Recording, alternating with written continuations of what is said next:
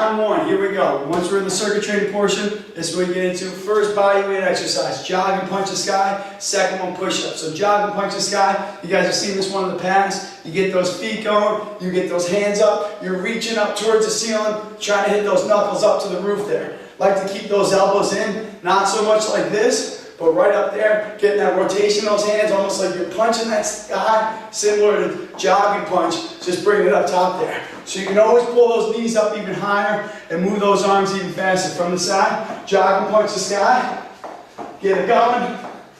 All right, and then we go into the push-up. So just like in the warm-up, on the wall, on your knees or on the floor, head in line with the back, all the way down, all the way up. Getting that full range of motion, squeezing those triceps there. We're using that chest, the shoulders, keeping that core tight, head in line with the back in the push-up there. Now during the push-ups, you guys know, you got people of all different fitness levels in the classes right now.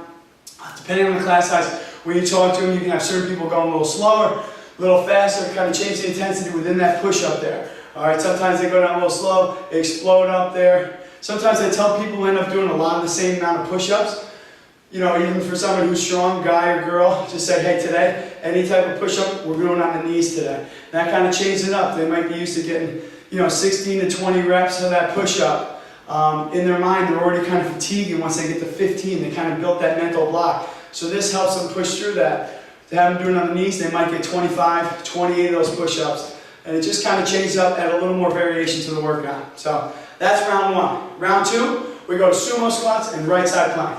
All right, sumo squats, wide stance there, almost like a sumo fighter there. Toes out, pointing nice and far. Slow down, all the way down, come up, squeeze your butt to the top, and then right back down to the bottom. So you're working those inner thighs, you're working those glutes, you're working those quads there in that sumo squat. Again, hands can be up here, all the way down, squeeze the butt together, and then drop back down. From the side, sumo squats. Again, push your way through the heels there, come down, squeeze the butt. All right, sumo squat, and then we go to right side plank.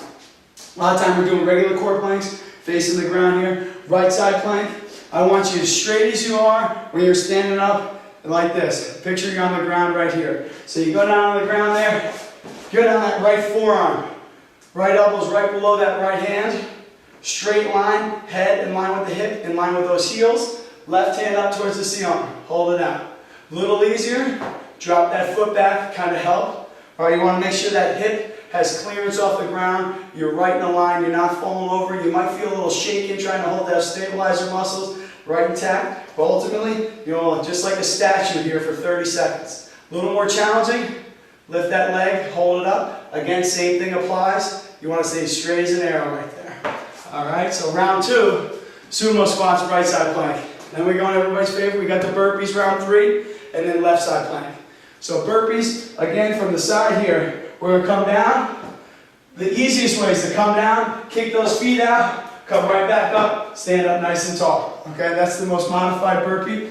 Then you scale it up, come down, kick those legs out, push up, come up, and jump. All right. On that push-up, you can add the push-up on your knees there. Okay, so there we have the burpees. Compound movement, always challenging. Whenever you go back to the machine after that exercise, it's always a fight for that next 30 seconds. So then after the burpees, we go to left side plank. All the same rules apply that we did on the right in round number two, apply in number three with the left side plank. So left forearm on the ground here. All right, elbow right below my shoulder. Straight line, head in line with the hip, in line with those heels. Left hand up towards the ceiling. A little less difficult, foot in the back there. A little more challenging, lifting that leg. Straight as an arrow with the leg, all the way down, head up. All right, work those deep muscles in that core, all those stabilizers. It's a different challenge coming off of burpees, going into something like that. So they kind of work well together there. All right, next one up. Round number four, we go to turbo twist.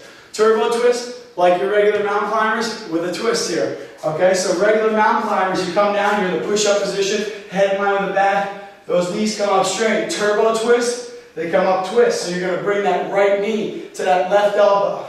Twist it up. Left knee, right elbow. Alright? So with a turbo twist, head in line with the back still, working those lower abs, working those obliques, upper body's fired up, holding that core tight. You can go slow like that, or you can get that run. Twisting it up. Again, you don't want those toes touching. You just want to point that knee right towards that elbow there. Okay, so those are the turbo twists. That's a new one. They're challenging, very challenging. So anybody who finds the mountain climbers tough will find the turbo twist a little difficult as well. Now what you can do for somebody who's very beginner, you can also have them on the wall. Okay, hold them on the wall, lifting their knees up to their opposite side. Okay, a little less challenging for that as well. Next up, we got toe touchers. All right, toe touchers onto the abs. We're going to keep those legs nice and straight there, straight as you can. They don't have to curl back, fall over. They're just as straight as you can, right above from the hips. Arms up nice and straight.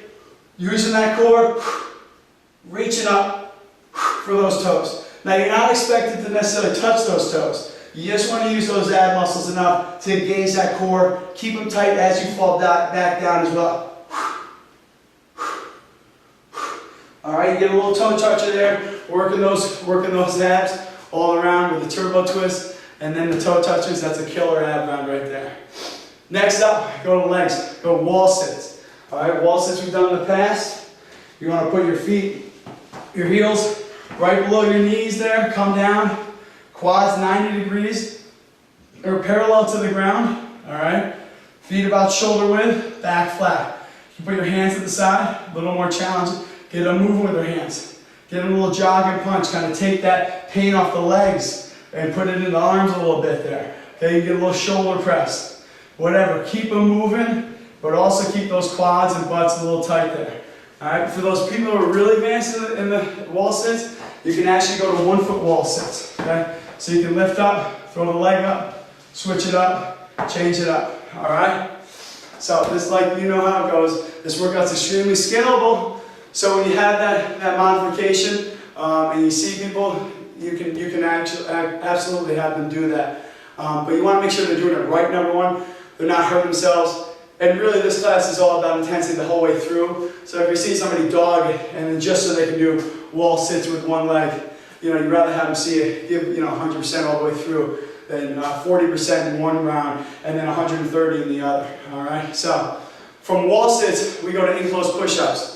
On the ground, again, this is another one where you're going to see a lot of people on the wall, and rightfully so.